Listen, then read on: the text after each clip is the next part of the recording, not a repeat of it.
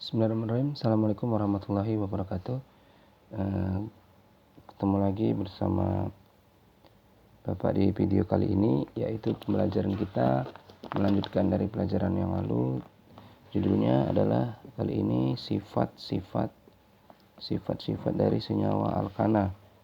Sifat-sifat dari senyawa alkana. Jadi kira-kira dari senyawa alkana yang sudah kita pelajari tata namanya yang dari beberapa minggu yang lalu itu atau beberapa hari yang lalu itu ada kira-kira ada dua sifatnya ya. Sifat alkana itu ada dua. Yang pertama adalah sifat alkana yang pertama, dia merupakan senyawa yang bersifat nonpolar ya. Dia senyawa yang bersifat nonpolar ya, artinya dia kalau nonpolar itu dia tidak larut dalam air. Kenapa? Karena air itu bersifat polar, tidak larut di dalam senyawa pelarut universal air. Kenapa? Karena air tadi bersifat polar ya. Air ini sifatnya adalah polar, sementara alkana nonpolar, jadi dia nggak bisa larut. Kemudian sifat yang kedua adalah alkana ini dia memiliki titik leleh dan titik didih yang bertambah seiring dengan bertambahnya massa molekul relatif atau MR. Jadi titik leleh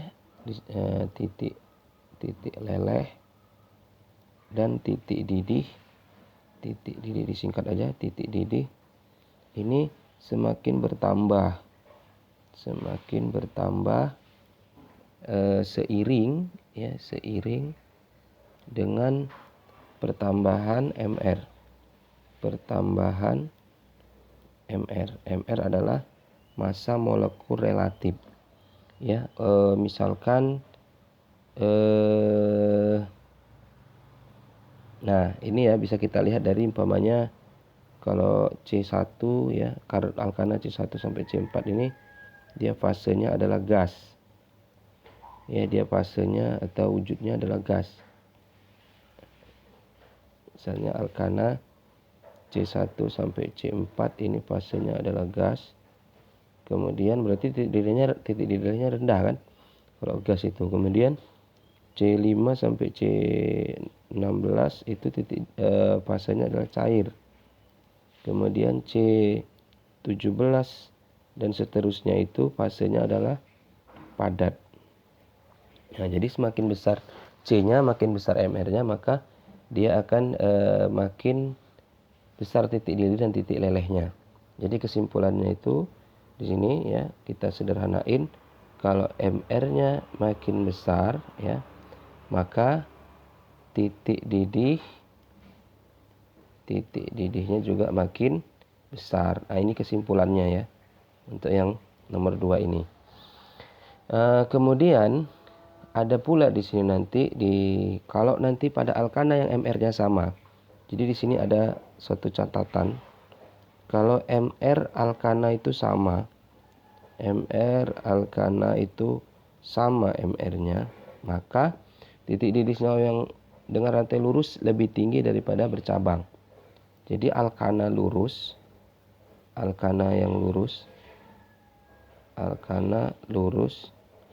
ini memiliki titik didih ya.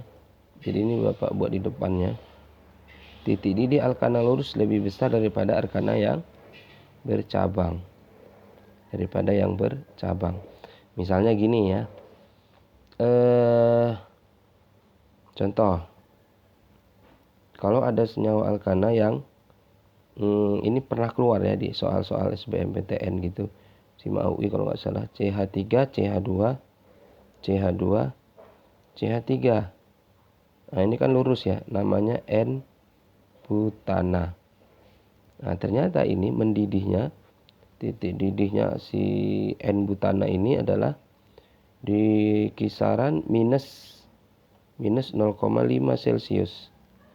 Nah, itu yang kalau dia bercabang lurus. Tapi kalau dia CH3, CH dia bercabang di sini, CH3 kemudian CH2, ini kan namanya itu 2 metil ya, 2 metil propana kan, 2 metil propana. Nah, kalau seperti ini, ternyata ini titik didihnya lebih rendah. Titik didihnya itu sama dengan, tadi hitung, itu minus 10. Nah, minus 10. Jadi kan ini lebih tinggi, ya. Jadi minus 0,5 itu karena dia minus. Itu kan kalau minus, artinya dia lebih, kalau makin kecil dia makin besar nilainya kan. Minusnya makin kecil dia makin besar. Berarti ini dia lurus ya. Yang ini dia lurus. Sementara yang ini bercabang. Jadi yang lurus lebih tinggi daripada yang bercabang. Itulah sifat alkana yang perlu kalian ketahui. Nah, kemudian berikutnya kita akan membahas tentang reaksinya. Ya, yang kedua adalah reaksi alkana. Reaksi yang terjadi pada alkana. Nah, ada banyak reaksi yang terjadi pada alkana, namun di kesempatan ini kita akan membahas 3 aja ya. Yang pertama adalah reaksi alkana, yaitu namanya reaksi pembakaran. Jadi yang pertama namanya reaksi pembakaran. Nah, reaksi pembakaran ini ada 2 pula ya. Ada yang sempurna. Ini pernah Bapak sampaikan di kelas 10. Ada yang sempurna, kemudian ada yang tidak sempurna. Jadi pembakarannya itu ada yang sempurna dan ada yang tidak sempurna. Nah, kalau yang sempurna, pembakaran alkana itu reaksinya seperti ini. Ya, CXHY ditambah O2, hasilnya pasti karbon dioksida dan uap air.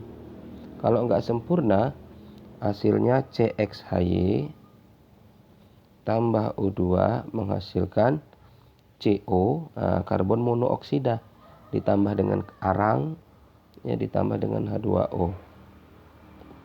Nah, ini pembakaran yang tidak sempurna dan pembakaran yang sempurna.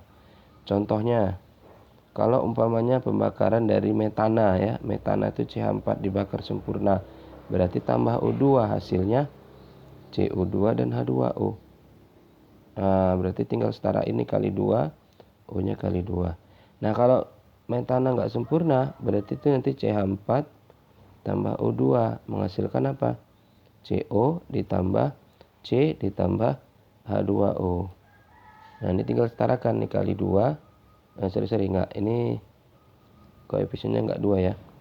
Nah, ini C-nya dulu kita samain. Kali 2 berarti jadi 8, berarti ini kali 4. O-nya berarti 9, berarti ini 9/2. Nah, seperti itu. Jadi bedanya adalah kalau dia sempurna, hasilnya adalah CO2 dan H2O. Jadi ini reaksi yang sempurna dia. CO2 dan H2O. Kalau dia nggak sempurna, yang dihasilkan adalah gas CO dan arang ya. Arang itu adalah karbon C. Itu yang pertama ya. Itu sudah bisa nanti kok dibuat bagaimana reaksi pembakaran sempurna dari senyawa alkana ini ya. Pasti udah bisa buatnya. Kemudian yang kedua adalah reaksi substitusi. Nah, ini yang penting juga nih. Reaksi substitusi. Substitusi itu artinya adalah penggantian. Nah, reaksi substitusi itu penggantian. Apa yang diganti? Yang diganti itu adalah atom, ya, penggantian atom atau gugus atom, ya. Jadi apa yang diganti? Yang diganti adalah atom. Jadi penggantian dari atom. Umpamanya di sini kita lihat contoh soalnya, contoh reaksinya. CH4 ya, CH4. Jadi CH4 tuh kalau umpamanya Bapak gambarkan strukturnya kan kayak gini, CH4. Ini udah tahu semua ya. Ditambah dengan Cl2. Cl2 itu ClCl. Nah, ClCl ini hanya ini dengan Cl-nya ini mengalami penggantian, ini Cl-nya ke sini. Hanya ke sini. Penggantian atom. Maka dia jadi apa? Jadi di sini C HCH gitu, di sini jadi Cl. Nah, yang di sini menjadi HCl. Nah, reaksi seperti ini namanya substitusi, penggantian atom. Nah, biasanya di sini menggunakan sinar UV ya. Sinar UV atau sinar sinar yang UV yang bisa berasal dari matahari ya, gitu ya. Kemudian yang C adalah reaksi, yang ketiga aja langsung kita masuk. namanya adalah reaksi cracking. Reaksi cracking. Nah, cracking ini nama lainnya adalah perengkahan. Perengkahan itu maksudnya adalah pemisahan gitu ya, pemisahan jumlah C-nya. Jadi umpamanya di sini dikatakan contohnya adalah reaksi antara cracking dari, biasanya gini, cracking ini umpamanya kan kita biasa digunakan di minyak ya, minyak. Misalkan ada minyak oli bekas yang udah nggak dipakai lagi, itu kan oli itu rantai C-nya itu banyak gitu ya. Nah, supaya diubah lagi menjadi misalkan solar atau diubah lagi menjadi bahan bakar yang lainnya, maka tuh bisa di cracking, diputus C-nya itu. Oke, nanti kalau udah masuk ke minyak bumi akan ada nih pembahasan khusus cracking. Jadi di sini kita buat aja contohnya langsung. C14 H30 ini di cracking atau direngkah atau dipecah, dibagi C-nya. Jadi C14 ini menjadi C7 H16 dan ditambah dengan C7 H14. Jadi dipecah jadi dua, itu namanya reaksi cracking ya.